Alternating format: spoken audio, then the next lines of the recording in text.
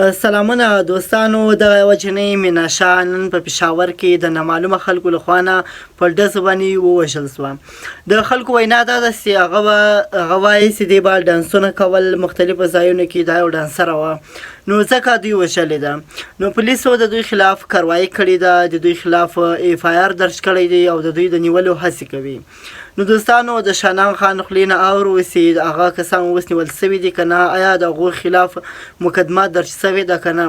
نو دوستانو مینا خان خپل ژوند له لاسه ورکوي. نو دوستانو راځئ دغه ویډیو راسره وګورئ.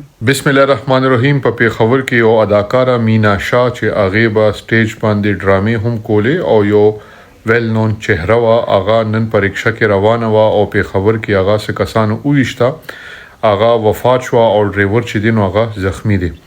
دلته د پولیس وینا دا ده چې دا کوم کسانو دی باندې دا ډزې کړي دي یا هر څه چې دي، نو دا کسانو دا منې کوله چې ته به دا ډانسونه نه کوې او ته به ګډېږې نه په سټیج باندې یا په ډرامو کې.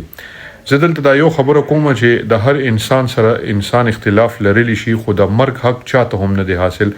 یو انسان مرګ چې دی نو هغه د ټول انسانیت مرګ دی. پکار دا وه چې دا په طریقه باندې پوهې کړې وه یا دا کوم ځای کې دی پروګرامونه کول هغې خلکو ته ویلي وو. نور شل طریقې وي د پښتنو په معاشره کې، د جرګې سیسټم شته، د پښتو سیسټم شته، خو د مرګ حق چاته هم نه دی حاصل.